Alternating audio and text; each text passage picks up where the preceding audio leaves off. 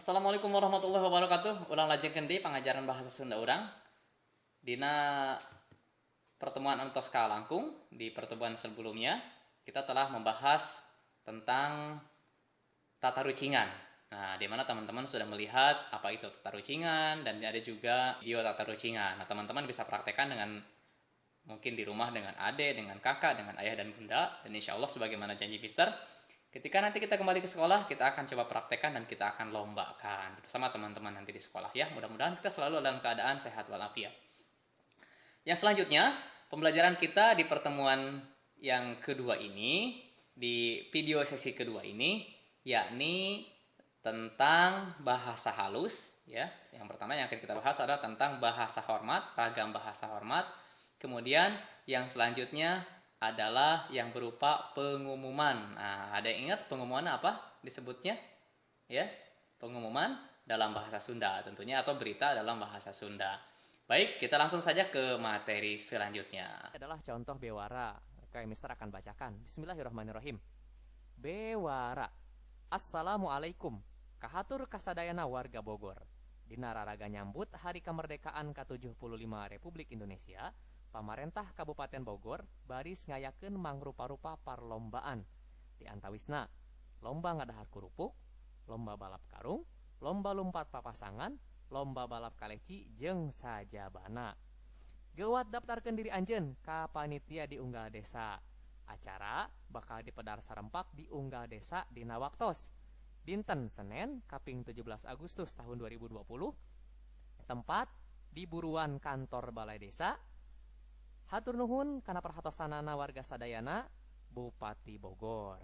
Nah, ini adalah bewara atau pengumuman. Isinya kira-kira Assalamualaikum untuk seluruh warga Bogor. Dalam rangka menyambut Hari Kemerdekaan Republik Indonesia yang ke-75, pemerintah Kabupaten Bogor akan mengadakan perlombaan, diantaranya lomba makan kerupuk, lomba balap karung, lomba lari berpasangan, dan lomba balap kelereng, dan lain-lainnya. Untuk itu, warga agar mendaftarkan diri di panitia di tiap desa. Nah, acaranya akan digelar serempak di tiap-tiap desa. Waktunya kapan? Waktunya hari Senin tanggal 17 Agustus tahun 2020. Tempatnya di buruan kantor Balai Desa. Buruan itu halaman, ya. Halaman, di halaman kantor Balai Desa. Terima kasih atas perhatiannya. Tertanda Bupati Bogor. Nah, jika nanti teman-teman ada tugas, misalkan buatlah contoh bewara. Nah, kurang lebih seperti ini. Ada di halaman 26.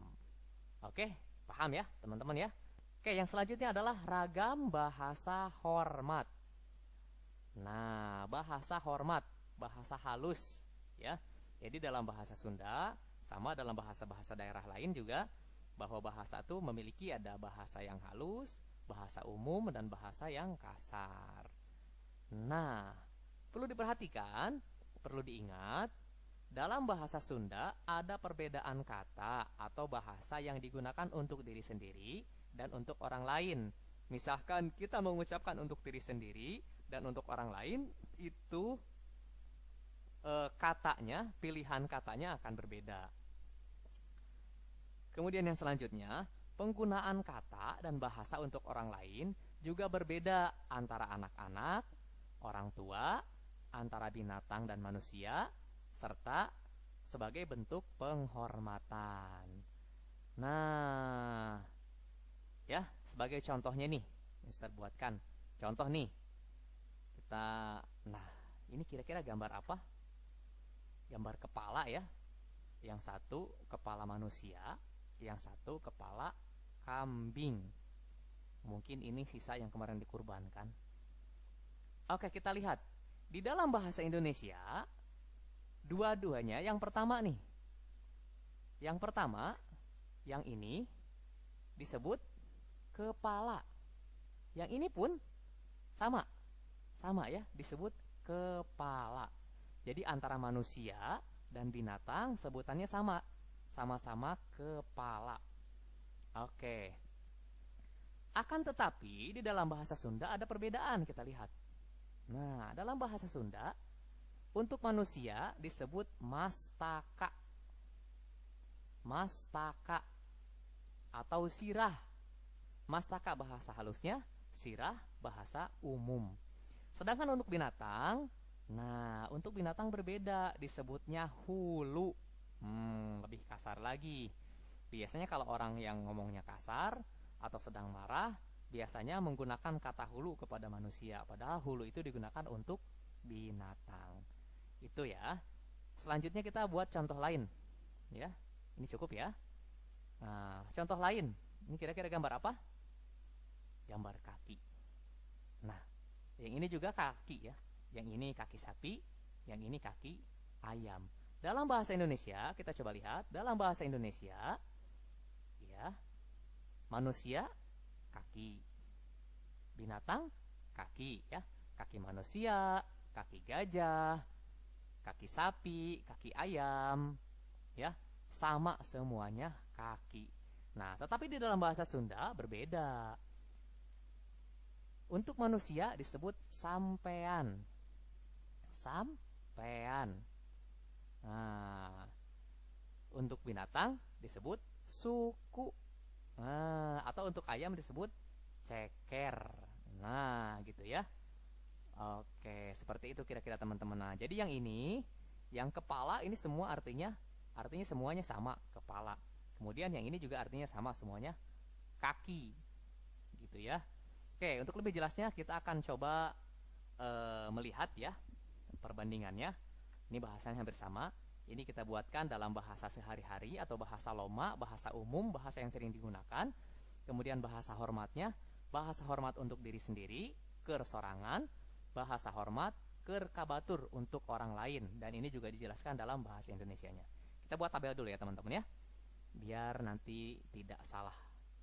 Oke, kita buatkan tabel. Bismillahirrahmanirrahim. Ini dia tabelnya.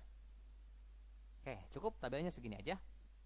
Yang pertama, bahasa sehari-harinya adalah alus. Alus itu dalam bahasa Indonesia artinya bagus. Ya. Untuk diri sendiri, sae. Untuk orang lain, sae. Kebetulan ini sama. Untuk diri sendiri sama, untuk orang lain juga sama. Tadi bahasa Indonesia apa? Bagus. Bagus ya, bukan Bagas. Maaf ya Bagas. Oke, selanjutnya kecap balik.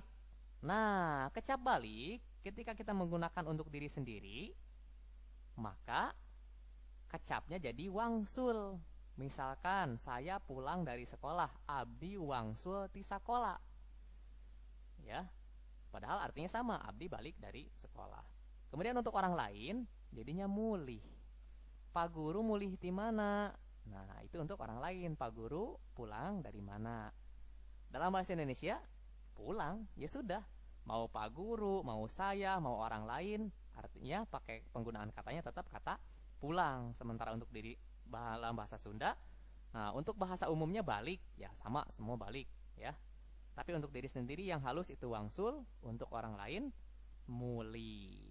Kita nanti akan buatkan contohnya ya. Sekarang kita perbandingan katanya dulu. Indit. Dan jangan lupa teman-teman, ini juga ada di buku ya. Nanti teman-teman bisa lihat sendiri di buku. Indit. Indit itu berangkat. Nah, berangkat untuk diri sendiri, kecapnya atau katanya mios. Abdi bade mios ka masjid. Saya mau pergi ke masjid. Sementara untuk orang lain, jadinya angkat.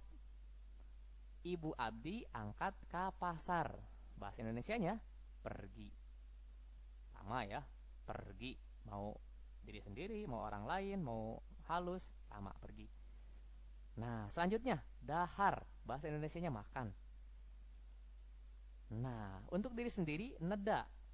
Abdi parantos neda. Saya sudah makan. Untuk orang lain tuang. Bapak bade tuang naon? Bapak mau makan apa? Nah, gitu ya. Bahasa Indonesianya makan. Nah, neda, tuang, makan. Untuk umumnya dahar, untuk diri sendiri neda, untuk orang lain tuang. Bahasa Indonesianya makan. Selanjutnya, hayang. Bahasa Indonesianya hoyong ini. Hayang. Untuk diri sendiri, hoyong.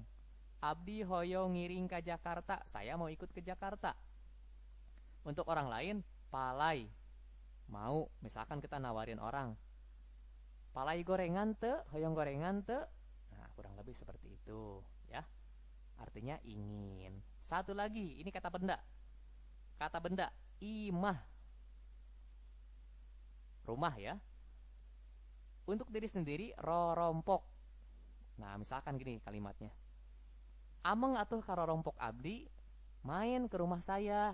Gitu. Ini termasuk kata atau bahasa yang hormat sebagai bahasa handap asor namanya, bahasa sopan.